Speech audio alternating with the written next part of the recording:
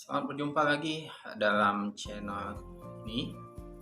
Saudara sekalian, hari ini saya ingin menceritakan eh, bagaimana pengalaman saya setelah sembuh dari mengidap penyakit getah bening pada 7 tahun yang lalu. Apakah saya pernah kambuh atau seperti apa?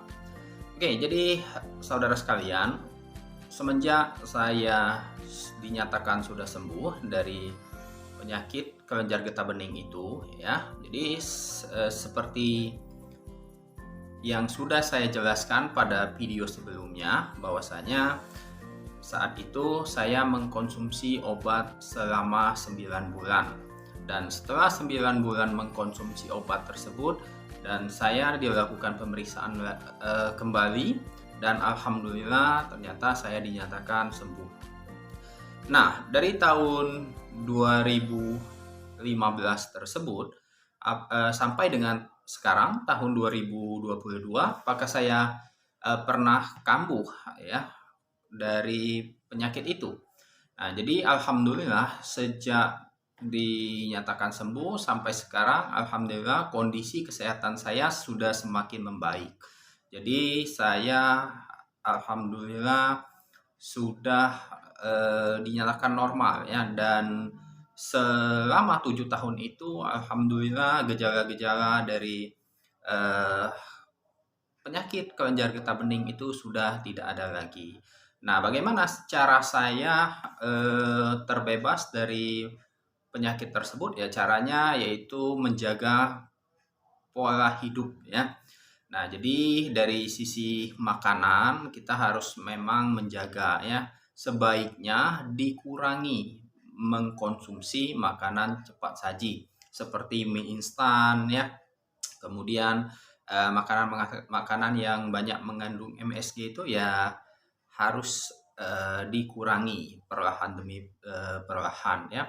Kemudian kita juga harus banyak mengkonsumsi air. Jadi ya kita rajin untuk minum ya. Kemudian setelah rajin minum ya tentu saja kita harus rajin juga minum madu ya. Jadi madu itu merupakan obat yang sangat baik ya.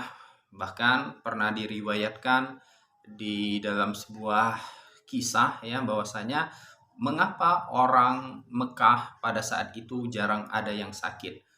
Nah, karena orang Mekah banyak mengkonsumsi madu dan kurma. Jadi dari riwayat tersebut ya, itu hadis kalau saya tidak salah, tapi saya lupa nomor berapa, di mana ada seorang dokter yang eh, tabib lah ya, di mana ada seorang tabib pada saat itu, pada saat zaman Nabi, tabib itu bingung mengapa orang-orang di Madinah, orang-orang di Mekah itu jarang sakit, tidak ada yang berobat dengan beliau ya. Ternyata setelah dicari tahu, ternyata mereka banyak mengkonsumsi madu dan kurma. Selain itu minuman mereka adalah air zam-zam ya, air yang sangat sehat. Nah, dari cerita tersebut ternyata memang ya madu itu mengandung banyak sekali zat antioksidan yang dapat menetralisir racun. Nah, untuk lebih tepatnya saudara nanti bisa browsing bagaimana khasiat madu. Nah, untuk mengkonsumsi madu ini ya tentu saja harus apa namanya, dengan anjuran tertentu. Artinya madu itu baik sekali dikonsumsi 2 sendok setelah bangun tidur dan 2 sendok lagi setelah kita mau tidur. Nah, jadi bisa dikonsumsi madu itu pada pagi hari dan malam hari. Nah, usahakanlah minum madu itu secara rutin. Kemudian yang selanjutnya, kita harus rajin mengkonsumsi makanan-makanan yang banyak mengandung protein seperti kacang-kacangan ya, kemudian telur, dan mengkonsumsinya pun tidak boleh berlebihan ya. Jadi segala sesuatu itu memang tidak boleh dikonsumsi berlebihan apapun jenisnya. Walaupun orang sehat, kalau mengkonsumsi makanan secara berlebihan, maka tentu saja makanan itu bisa menjadi racun bagi tubuh kita ya. Kemudian ya usahakanlah untuk menyempatkan olahraga. Jadi walaupun kita sibuk di tengah pekerjaan ya, tapi kita harus mengupayakanlah untuk olahraga. Olahraga juga bisa dilakukan di dalam rumah kita ya, tidak perlu melakukan olahraga yang terlalu berat, tetapi ya intinya olahraga itu diusahakan ya rutin.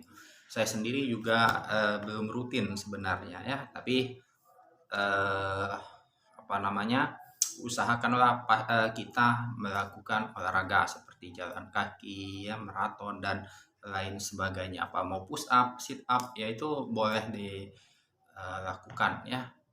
Nah jadi eh, penyakit kelenjar getah bening itu memang merupakan penyakit yang sangat berbahaya, saudara sekalian. Namun apabila kita optimis, kita disiplin dalam mengikuti petunjuk-petunjuk dari dokter ya, kemudian kita memang apa yang dipantang, apa yang tidak boleh itu ya jangan dicoba-coba, jangan dikonsumsi ya. Jadi kita memang harus memulai hidup sehat. Nah, karena kalau saya pribadi kemarin memang awal mulanya dari stres, oleh karena itulah maka pikiran kita ini harus benar-benar dijaga. Dan kita jangan terlalu banyak menggunakan perasaan dalam melakukan sesuatu ya. Jadi kita harus menjadi orang-orang yang rasional. Jadi kalau misalnya ada pekerjaan yang belum terselesaikan ketika kita berada di kantor, ya jangan pernah dibawa ke rumah ya. Jadi belajar untuk hidup bahagia ya. Kemudian jika saudara muslim, nah, rajinlah sholat 5 waktu ya. Kemudian ya perbanyaklah mendekatkan diri kepada Allah Subhanahu wa Ta'ala, karena kita nggak tahu kapan kita akan menghadapi cobaan-cobaan dalam episode kehidupan kita berikutnya. Mungkin itu saja saudara pengalaman yang bisa saya bagi. Mudah-mudahan pengalaman ini bermanfaat buat saudara ya, dalam bagaimana cara menerapkan pola hidup yang sehat.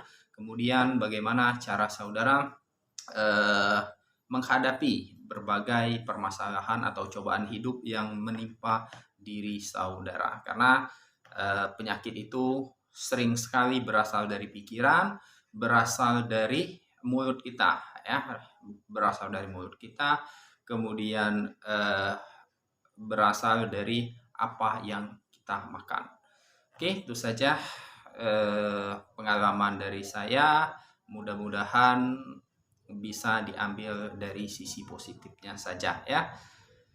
Oke, saudara sekalian, demikian saya video singkat ini, semoga bermanfaat buat saudara.